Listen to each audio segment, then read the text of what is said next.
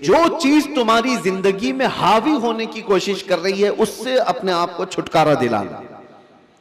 जो तुम्हारे ऊपर हावी हो रही है, चाहे वो नींद हो या भूख हो या किसी चीज की चाहत हो, अगर हावी हो रही है, गालिब हो रही है, तो उससे नजात हासिल कर लो, तब तुम्हारी रूह पावरफुल होगी। वरना तुम गुलाम बन करके रहोगे, अपनी ख्वाहिशों के गुलाम बन करके रहोगे। अभी मन किया बिरयानी खाने का, भाग कर चले गए, तुम ख्वाहिश के गुलाम हो, तुम जाहिरी चीजों के गुलाम हो। नींद तुम्हें गुलाम बनाकर रखी है, जब वो आई तो तुम तो लंबे हो गए। तुम्हारा कंट्रोल नींद पर नहीं, तुम्हारा कंट्रोल भूख पर नहीं, बल्कि वो चीजें तुम पर कंट्रोल रखी हुई हैं। तो समझ लो कि तुम कमजोर आदमी हो, तुम कमजोर हो, तुम्हारी रूह वो ताकत नहीं रखती, तुम मजबूर हो। औलिया कामिलीन को इसके बरअक्स तरबियत दी जाती थी। भूख पर कंट्रोल, ख्वाहिशात नफसानिया पर कंट्रोल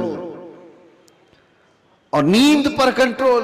हत्ता कि मैं आपको बताऊं, हजरत शाह मीना रहमतुल्लाह ताला अलैह लखनऊ के बहुत बड़े बुजुर्ग हैं।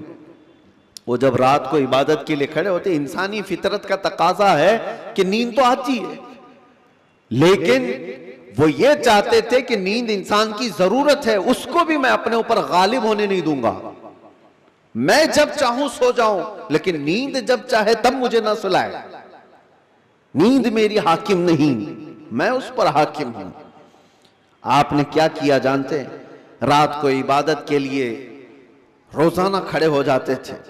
एक दिन ऐसा हुआ कि झपकी आ गई और गिर गए। इसका इनको इतना अफसोस हुआ कि इबादत में नींद ने मुझे अपना गुलाम बना दिया। अल्लाह रब्बुल इज्जत की इबादत से मुझे नींद ने धोखा ऐसा दे दिया कि मैं गिर गया, उसका गुलाम हो गया। उसके बाद से रात को जब खड़े होते थे तो नमक में सलाई डालकर अपनी आंखों पे सुरमा लगाते थे। नमक का सुरमा लगाते। आम सी बात नहीं, सुनने में आपको आसान लग रहा हो। नमक के 2 तिनके भी अगर आंख में चले जाएं तो क्या हालत करते हैं। लेकिन हजरत शाह मीना फरमाते हैं कि नमक को पूरी तौर पर आंखों पे लगाते तो उनकी आंखों से खून जारी हो जाता था। लोग कहते भी थे कि आंखें सुर्ख होकर खून बहती थी, बहाती थी। आपसे कहा जाता कि आप इस तरह से आंखों को सख्ती कर रहे हैं। आप कहते इन आंखों की वही सजा है जो मुझे मेरे रब से दूर कर रही हो। नींद का गलबा मुझे ला करके अपना गुलाम बनाती हूं। ख्वाहिशात के लिए भी उन्होंने ऐसा ही किया है। अपने ख्वाहिशात पर कंट्रोल जब तक आदमी नहीं करता, उसकी रूह ताकतवर नहीं है, उसकी रूह कोई ताकत नहीं रखती, वो कमजोर आदमी है। इसीलिए मेरे अजीजों, मैं जो बात कर रहा था, हजरत शाह हमजा आइनी, इनके यहां जो लोग आते थे, कुछ तो पंडित भी आते थे, जोगी भी आते थे तपस्या करने के लिए, कि सूफी संत हैं। इनके यहां जो तरबियत होती है वो बहुत आला दर्जे की होती है। आप ये कहते थे कि इंसान सबसे ज्यादा किन चीजों का मोहताज है?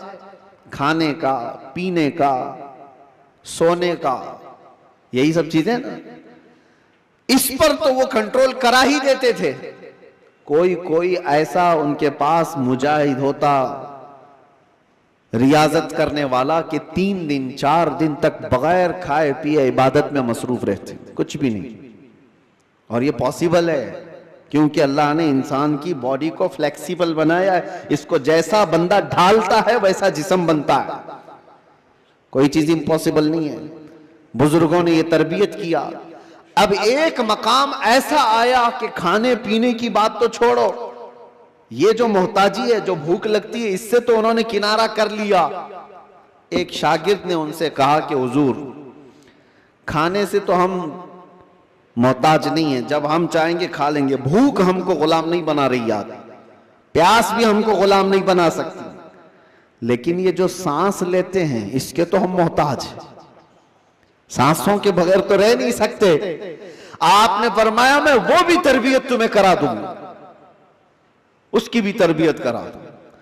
तो हबसे नफ्स औलिया कामिलीन के यहां, मैं तसव्वुफ की बात कर रहा हूं, एक तरबियत ये भी है उनके यहां, हबसे नफ्स। हबसे नफ्स या हबसे दम जिसको कहा जाता है, क्या है?